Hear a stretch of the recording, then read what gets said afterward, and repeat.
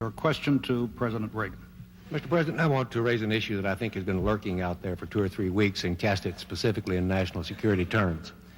You already are the oldest president in history, and some of your staff say you were tired after your most recent encounter with Mr. Mondale. I recall yet that President Kennedy had to go for days on end with very little sleep during the Cuba Missile Crisis. Is there any doubt in your mind that you would be able to function in such circumstances? Not at all, Mr. Truitt, and I want you to know that also I will not make age an issue of this campaign. I am not going to exploit for political purposes my opponent's youth and inexperience.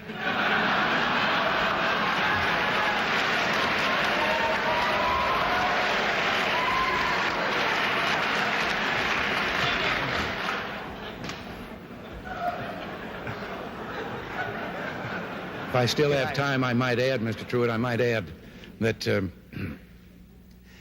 it was Seneca or it was Cicero, I don't know which, that said, if it was not for the elders correcting the mistakes of the young, there would be no state.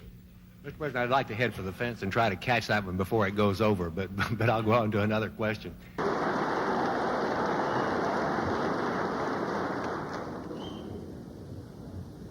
Mr. Speaker, Mr. President, distinguished members of the Congress, honored guests, and fellow citizens. Today marks my first State of the Union address to you, a constitutional duty as old as our republic itself. President Washington began this tradition in 1790 after reminding the nation that the destiny of self-government and the preservation of the sacred fire of liberty is finally staked on the experiment entrusted to the hands of the American people. For our friends in the press who place a high premium on accuracy, let me say, I did not actually hear George Washington say that.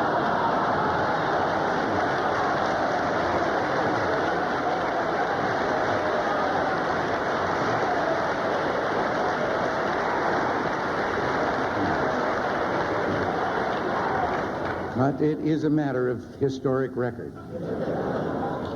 On our way here in Air Force One, I was looking down over your countryside out here because most of the way from Oklahoma, I was looking down at clouds. And I could say that it reminded me of a story, but actually I wanted to tell the story whether anything reminded me or not. It was about a fella that was driving down a country road, and all of a sudden I looked out, and there beside him was a chicken. He was doing about 45, and the chicken was running alongside. So he stepped on the gas, he got it up to about 60, and the chicken caught up with him and was right beside him again, and then he thought, as he was looking at him, that the chicken had 3 legs. But before he could really make up his mind for sure, the chicken took off out in front of him at 60 miles an hour, turned down a lane into a barnyard. Well, he made a quick turn and went down into the barnyard too, and there was a farmer standing there. And he asked him, he said, did a chicken come past you? And he said, yeah. Well, he said, am I crazy, or did the chicken have 3 legs? And he says, yep, it's mine. He says, I breed 3-legged chickens. And the fellow said, for heaven's sakes, why? Well, he says, I like the drumstick, Ma likes the drumstick, and now the kid likes the drumstick, and we just got tired of fighting for him. And the driver said, well, how does it taste? He says, I don't know. I've never been able to catch one.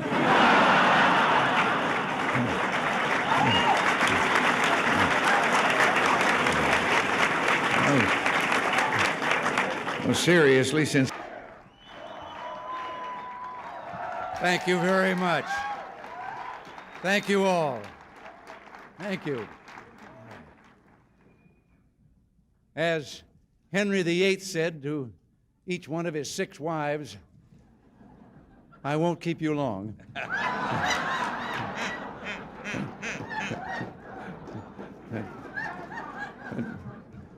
I spoke of the difference between our 2 countries. I try to follow the humor of the Russian people. We don't hear much about the Russian people. We hear about the Russian leaders. But you can learn a lot because they do have a sense of humor, and you can learn from the jokes they're telling.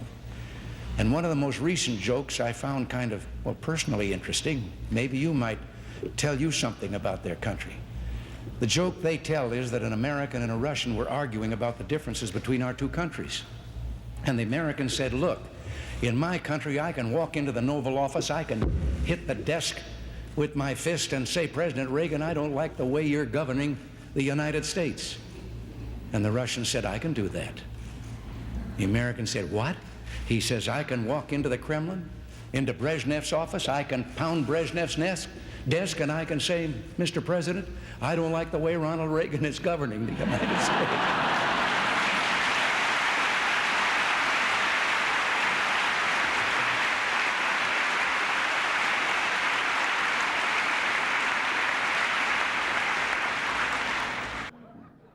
Now, I know that a lot of you have been having some fun with my advancing years.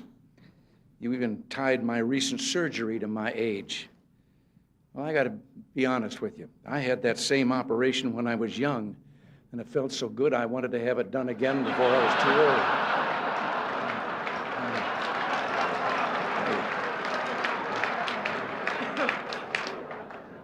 But I am aware of my age. When I go in for a physical now, they no longer ask me how old I am. They just carbon date me. Incidentally, I've got a news item for you. We have a spin-off from our Star Wars research. It's a helmet for me to wear at press conferences. All I do is push a button and it shoots down incoming questions. You have to admit, though, that my attitude is better than linebacker George Atkinson's when he was with the Oakland Raiders. Someone asked him what the player's reaction would be if the press box blew up. He said we'd have 30 seconds of respectful silence and then continue with enthusiasm. Now, honest, I don't feel that way. Maybe once in a while. Nancy, would you like to join me up here please?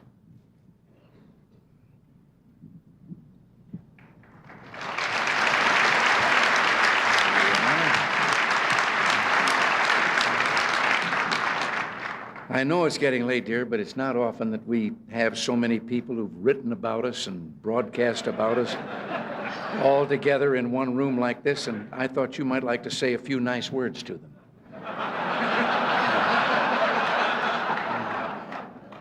They're all from the press and radio and television. Maybe just a friendly little greeting would do.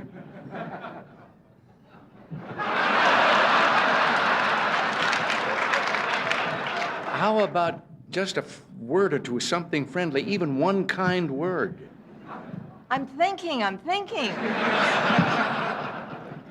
Seriously, my friends, as always, we've had our share of laughs tonight at one another's expense, which is as it should be in a city where the issues are important and the passions run so deep. Maybe the fun and good nature of evenings like this is a good place to start. So thank you for your hospitality and thank you for inviting us. Thank you. All right. Thank you.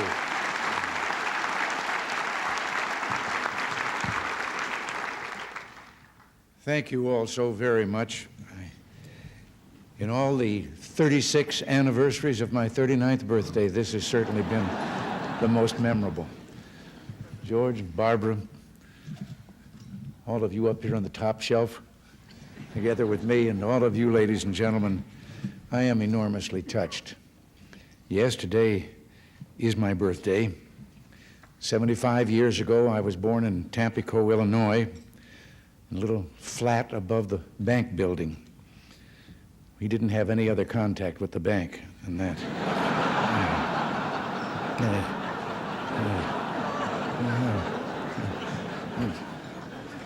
Now, here I am, sort of living above the store again.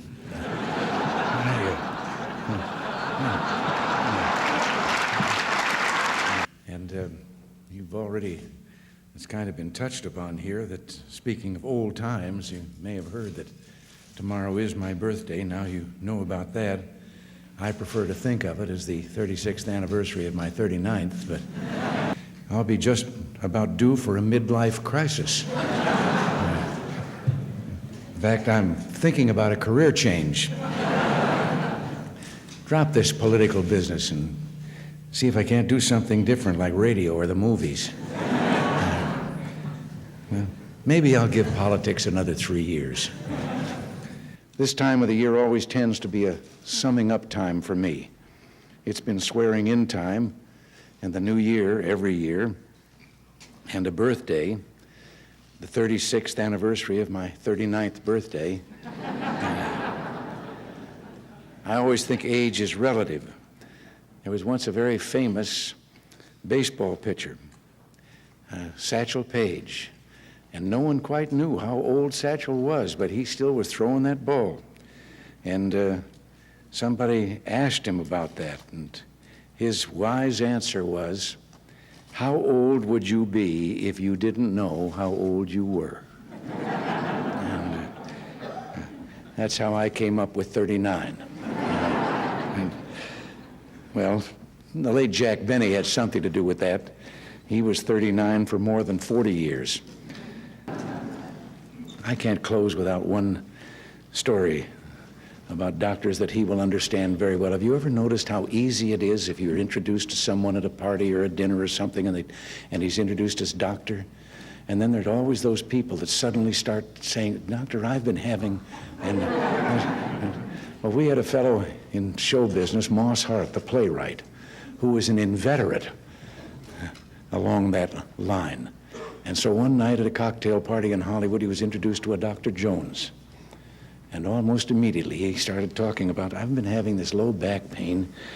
And the fellow that introduced them said, "Moss, Dr. Jones is a doctor of economics." And that didn't stop Moss at all. He said, "Doctor, I was buying some stock the other day." No. Well, I don't want to go on too long. This is, after all, Las Vegas. And outside just a moment ago, I saw a fellow trading 10 passes to the Reagan talk for 1 ticket to Frankie Valley. I'm mindful, too, that bringing things to a good conclusion is always a tricky business. You were told that I was a sports announcer, WHO Des Moines. Well, back in those days, the great evangelist Amy Semple McPherson was making a tour of the country holding revival meetings, and one of them in Des Moines. Now, the station thought it would be a good idea, an enterprising public relations man, to interview Amy Semple McPherson. But why they picked a sports announcer to interview that noted evangelist, I'll never know. But there we stood in the studio, and I asked her several what I thought were appropriate questions, and then she answered graciously, but then went into a very fervent plea about the success of her meeting. And I sat down until suddenly I heard her saying good night to our radio audience, and I looked up at the clock, and there were only 4 minutes to go. Well, I didn't know enough about Amy Semple McPherson that I could fill 4 minutes. So I got up, and in those days of radio and disc jockeys and so forth, I started thanking the noted evangelist Amy Semple McPherson and so forth, but I did like this, which means get a record ready. And the fellow out in the control room through the window reached out. There was always records around there for such contingencies, and picked one up and put it on the table. And I said, "Ladies and gentlemen, we conclude this broadcast by the noted evangelist Amy Semple McPherson with a brief interlude of transcribed music." I expected nothing less than the Ave Maria. The Mills Brothers started singing Minnie the Moocher's Wedding Day.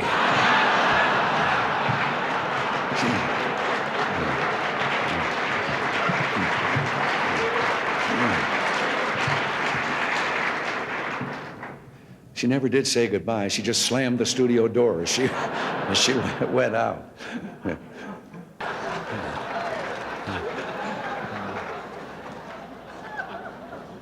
And by the way, on the matter of the INF treaty, I told the Senate not to worry about verification.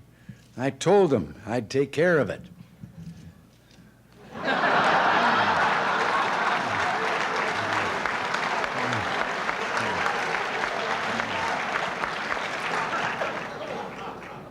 And while Gorbachev was here, I even made him write 100 times, "I will not cheat, I will not cheat."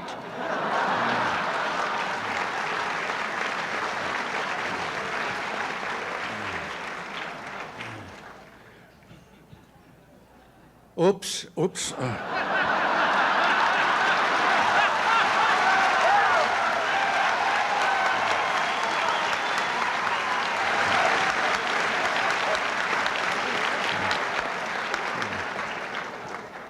Well, now, during my presidency, I've always emphasized diplomacy.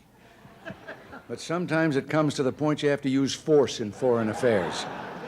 And here I am, arm wrestling General Noriega for Panama.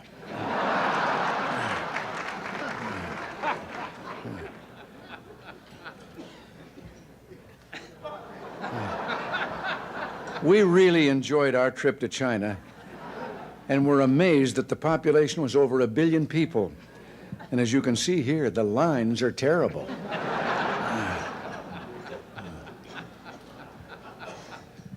On another trip, the government of Indonesia gave us these gifts, and they're our friends.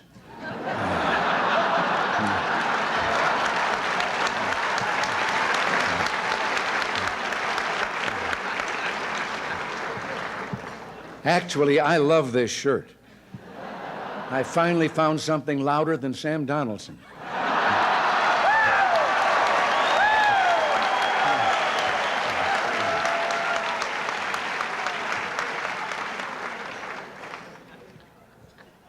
And speaking of the press, remember during the Contra Aid vote when the networks wouldn't let me on the air? I bet you wondered how I finally got my message out.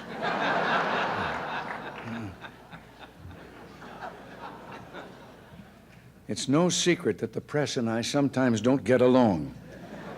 In addition to my standard ploy of using helicopter noise to avoid reporters' questions, I've now added a new method to avoid questions: tear gas.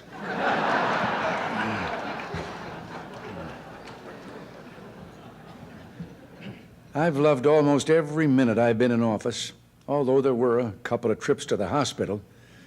In case you're wondering what happened here, I had just said, "So, Don, you say you're going to write a book."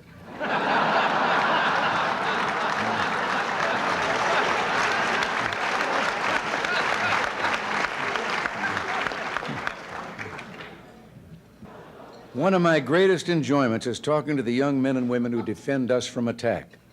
Here I am on top of the White House, and the soldier is explaining where he thinks the next book will come from.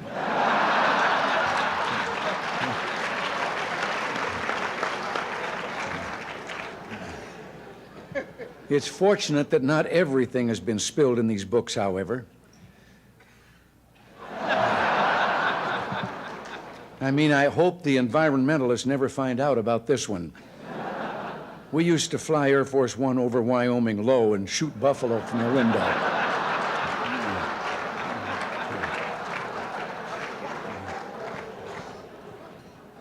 But I'll tell you someone I trust totally, George Bush. He's been a wonderful vice president, and he'll make an excellent president. And that's why I endorsed him and why I'll work hard for him this fall. Here we are listening to one of his speeches.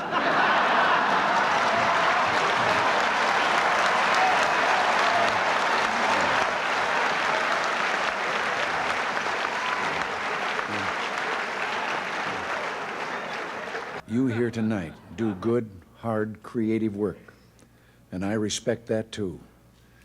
So, as we say our farewells here tonight, this salute's for you.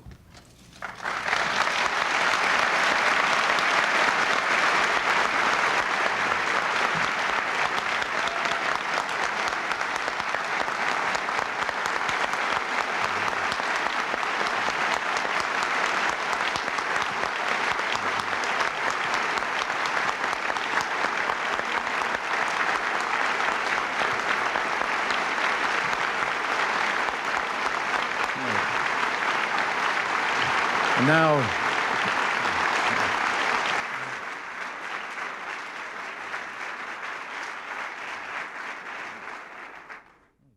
thank you very much, but I think George and I should be applauding you. I thought it'd be good to get together now that we've all rested from our summer vacations. And although it's true summer vacations aren't always restful, you know that leads to a story. There was a fellow that was on his way to a mountain resort, and a policeman stopped him and said, "Did you know that you're driving without taillights?" And the driver hopped out of the car. He was so badly shaken that the officer took pity on him and said, well, now, wait a minute, calm down. It's not that serious an infraction. The fellow said, it may not mean much to you, but to me it means I've lost my trailer, a wife, and 4 kids.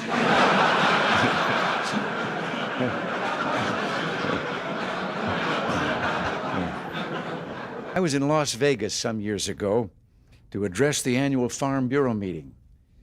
And on my way to the hall, a fellow recognized me and asked what I was doing in Las Vegas. And I told him I was there, what I was there for. And he said, what are a bunch of farmers doing in a place like Las Vegas? And I couldn't resist. I said, Buster, they're in a business that makes a Las Vegas crap table look like a guaranteed annual income.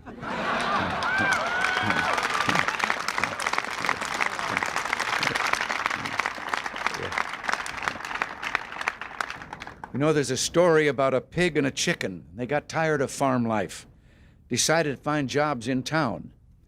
They no sooner arrived in town when a chicken spotted a sign in the window of a restaurant. It said ham and eggs, $1.25. The chicken suggested they go in and apply. And the pig said, wait a minute. For you, this job only requires a contribution. For me, it's a total commitment. You know, I can't resist. I'm accused, and certainly in some elements accuse me of too much of telling anecdotes and so forth. But I think it'd be appropriate before I say anything else that one of my favorite stories about government had to do with an employee who sat at a desk and papers came to his desk. He read them and determined where they were to go and initialed them and sent them on. And one day a classified document came there, but it came to him, so he read it, initialed it, and sent it on. 24 hours later, it came back to him with a note attached that said, you weren't supposed to see this. Erase your initials and initial the erasure.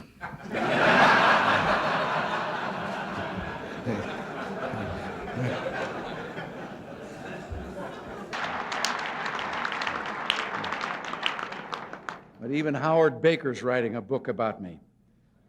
It's called 3 by 5, The Measure of a Presidency.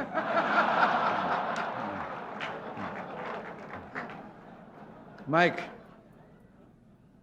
Devers, in his book, said that I had a short attention span. Well, I was going to reply to that, but oh, what the hell, let's move on to something else.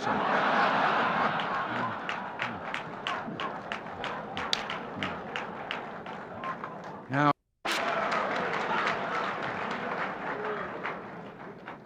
George Bush is doing well. George has been a wonderful vice president, but nobody's perfect. I put him in charge of anti-terrorism, and the McLaughlin Group is still on the air.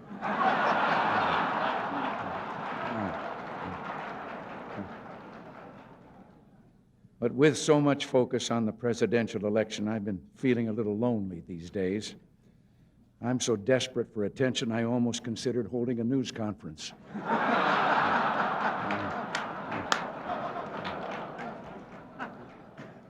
I've even had time to watch the Oscars. I was a little disappointed in that movie, The Last Emperor. I thought it was going to be about Don Reagan.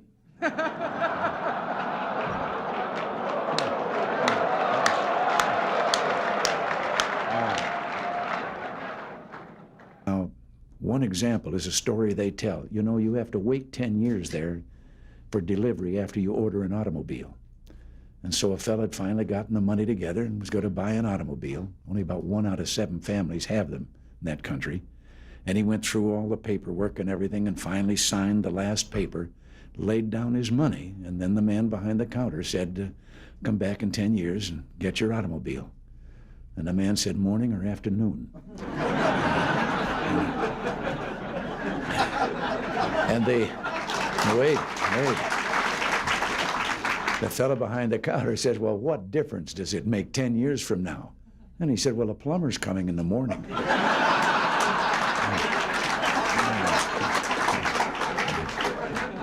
I know that some of you are no beginners when it comes to writing headlines. Reminds me a little bit of a cub reporter. You knew that something would remind me of a story. A cub reporter whose first solo assignment was interviewing a fellow who was just going to have a birthday that made him the oldest person in town. And he got to the address. It was an older building out in the outskirts of the city, and elderly gentleman ushered him in. He sat down, and the reporter determined he was the man, and he said he was there for the interview, and he led right to the matter about how old are you, and the man said 96. He said, to what do you attribute your longevity? And the fellow said, I don't smoke, drink, or run around with wild women. And at that moment, there was a crash from upstairs. And the reporter looked up, and he said, what was that? And the old boy said, oh, that's Dad. He's drunk again.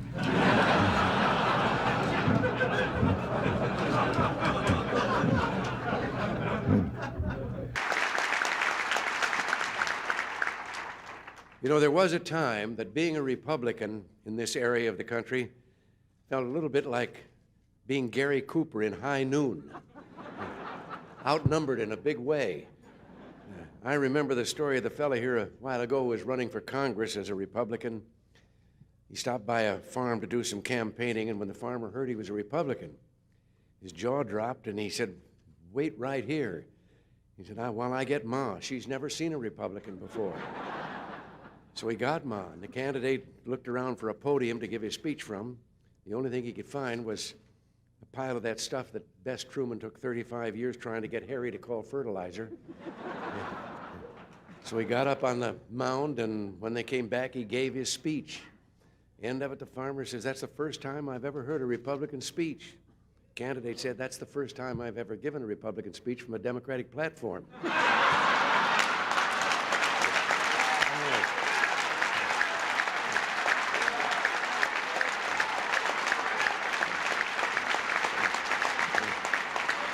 It can be best described in a story I like. Three fellows that went out of the building to get in their car and found they'd locked the keys in. They were locked out. And one of them said, get a wire coat hanger, and we straighten it out, and I can get the... And the other one says, you can't do that. Somebody think we're stealing the car. And the third one said, well, we better do something pretty quick because it's raining, starting to rain, and the top's down.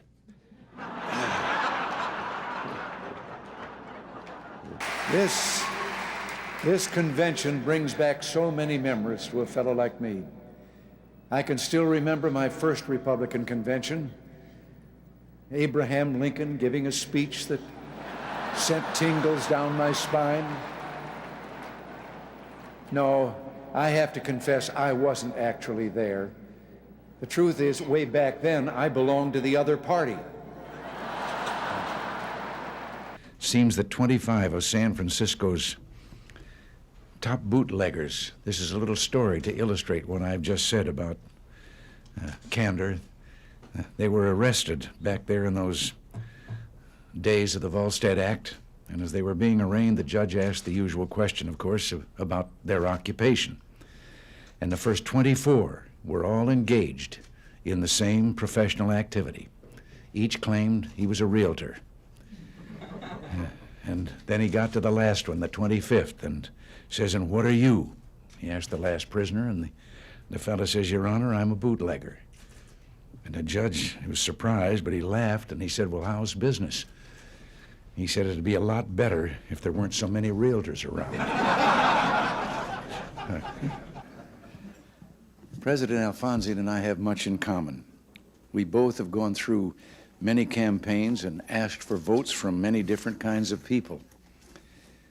Down in Texas during the 1976 primary, they had me out knocking on doors. And I remember one kind of rural area. I'd been governor of California, but I wasn't all that well known in Texas, and I knocked on the door, and an old fellow in his undershirt and jeans came to the door, and I told him I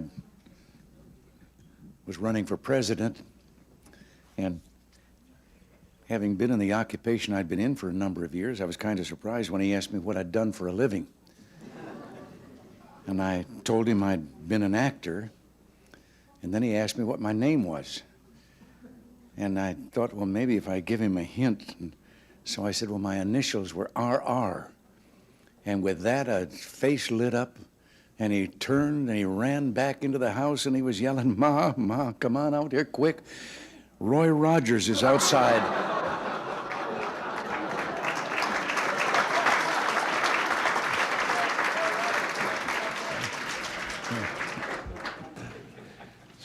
course, asking for help suggests a certain degree of trust, which reminds me of a story. It has to do with a fellow that fell off a cliff, and he grabbed a limb on the way down, and there he hung, dangling above the rocky canyon, and he looked up and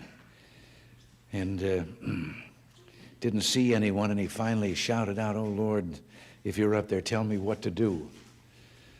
And a moment later, a voice came booming down from the heavens that said, "If you have faith, let go."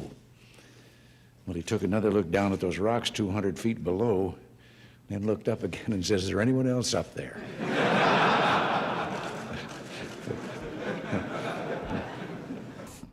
We're to the fourth cartoon. Now, this one, it's titled The Great Communicator, but as you can see, there's been some mistake there. They left the balloon blank, so I think that I will start filling it in.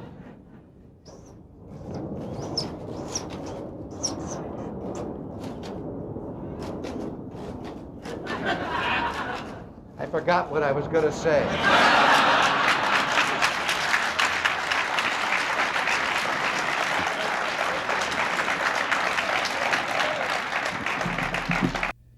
Reminds me a little bit of the story of the man that took his young son-in-law out and was going to introduce him to golf, and told him all that he had to do and teed up the ball, and the kid took a swing and he missed the golf ball entirely but hit a ant's nest there and into the air, and so lined up and took a crack at it, and again hit another gouge out of the ant's nest, and now there were ants flying all the way through the air, and as he lined up for the third try, 2 ants peeked out of the crater that he'd left, and one of them said, "If we want to survive this, we better get on the ball."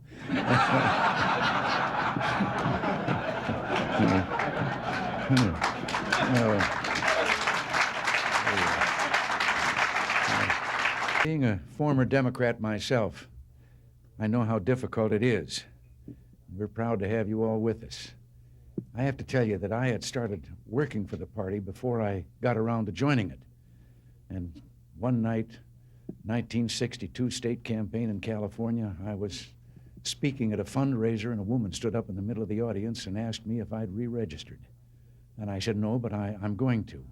She said, "I'm a registrar." She walked right down the middle aisle, put the paper up, and I signed up, and then said, "Now, where was I?" Could I just say something here about this? I'm half Irish, too. The other part is English and Scotch. But I just can't help but telling you, and you can take this with you as I'm going to take this with me, that I was visiting Ireland and my father's ancestors' background and community and so forth, and then found myself on Cashel Rock, where St. Patrick erected the first cross. And the young Irish guide was taking us through the old ancient cemetery.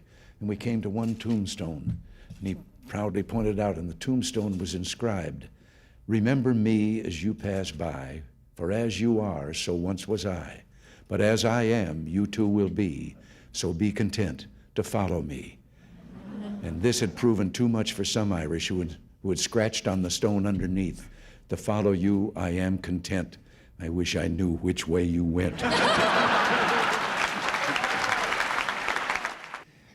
You know, so much of what we're trying to do, and so much of this, depended on real communications. And I can't resist. I've told this story before, and if some of you have heard it before, it illustrates communications. You'll have to forgive me, but life not only begins, or lumbago, I should say, not only begins at 40, but so does the tendency to tell the same story over and over again. But I've always thought of the importance of communication and how much a part it plays in what you and I, what all of us are trying to do. And one day, a former place kicker with the Los Angeles Rams, who later became a sports announcer, Danny Villanueva, told me about communications. He said he'd been having dinner over at the home of a young ball player with the Dodgers. The young wife was bustling about getting the dinner ready. They were talking sports, and the baby started to cry. And over her shoulder, his busy wife said to the ball player, "Change the baby." And he was a young fella, and he was embarrassed in front of Danny, and he said, "What do you mean, change the baby? I'm a ball player. That's not my line of work." And she turned around, put her hands on her hips, and she communicated. She said, "Look, Buster, you lay the diaper out like a diamond. You put second base on home plate. You put the baby's bottom on the pitcher's mound. You hook up first and third, slide home underneath, and if it starts to rain, the game ain't called. You start all over."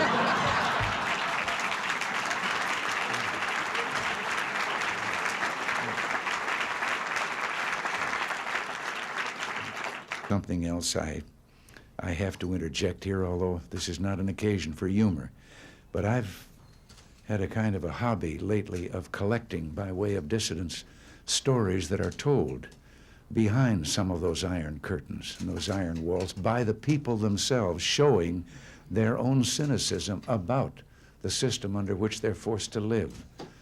And one recently that I heard had to do with 3 dogs that were having a conversation, an American dog, a Polish dog, and a Russian dog. And the American dog was telling them about how, well, he barks, and then in our country, his master gives him some meat. And the Polish dog said, "What's meat?" And the Russian dog says, "What's bark?"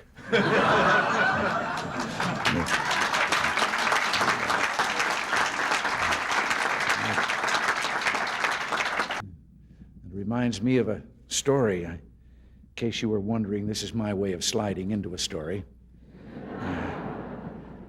Many of you here work on East-West trade issues, and I like to collect stories that I can verify that the Russian people tell among themselves, so I'm going to tell you this one. It's about General Secretary Gorbachev. Seems that as part of the campaign to straighten things out there in his country, he had issued an order that everyone caught speeding or seen speeding should get a ticket, no matter how important they might be. Well, one morning he was out at his country home and realized that he was running late for a meeting that he had in the Kremlin, and he went out to get in his car and told the driver to get in the back seat that he'd drive. And he did, and down the street he went, and they passed 2 motorcycle policemen, and the one of them took off after him. And a little while later he came back and joined his companion, the other motorcycle officer, and the fellow said, "Did you give him a ticket?" And he said, "No." Well, he said, "Why not?" Well, he said, no, this was someone too important. Well, he said, "We were told to give it no matter who it was, that they were get a ticket." No, he says, not that. Well, he said, "Who was it?" Well, he said, I don't know, I couldn't recognize him there. But his driver is Gorbachev.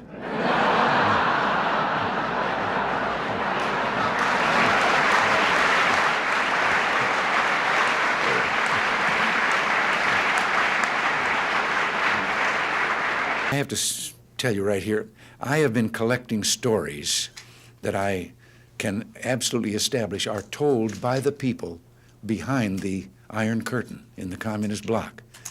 And they're stories that reveal their kind of cynicism about the system under which they live. And one of the more recent ones that I heard was about the man walking along the street at night, Moscow.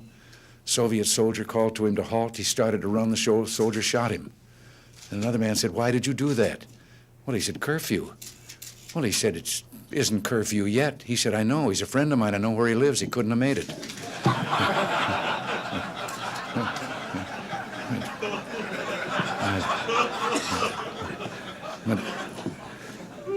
Slander number 3.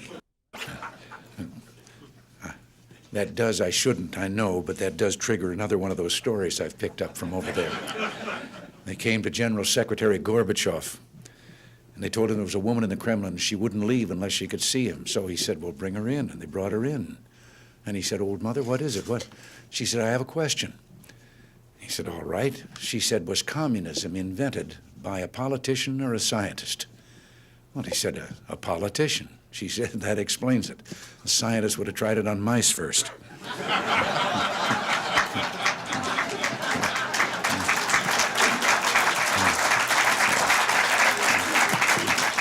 You know, there's a story about a young fellow from the city who hired out to work on a farm during the harvest season.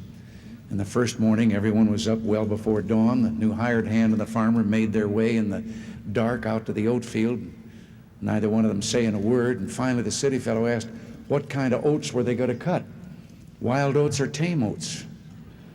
And the farmer, a little surprised, said, "Well, Tame oats, of course. Why do you ask?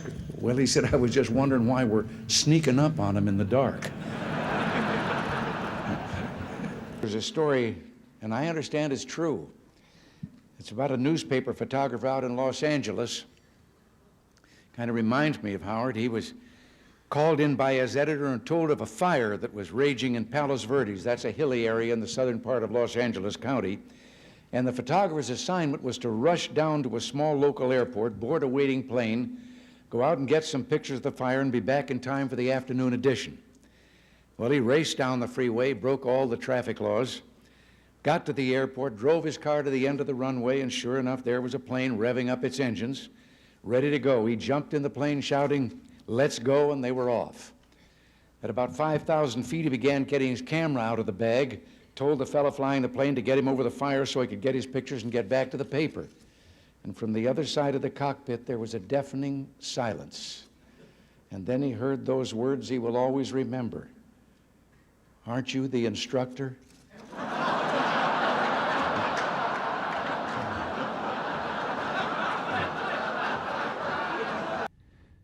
You know, when I think of the welfare system, it reminds me of a story, and I know some here have heard me tell this before, and maybe everybody knows it, but pretend that you haven't heard it because I like to tell the story.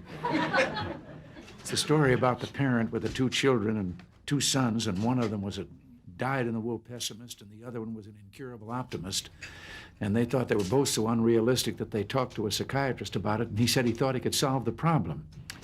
And they said, well, what? Well, he said, let's get the most magnificent set of toys any boy ever had, and we'll put him in a room.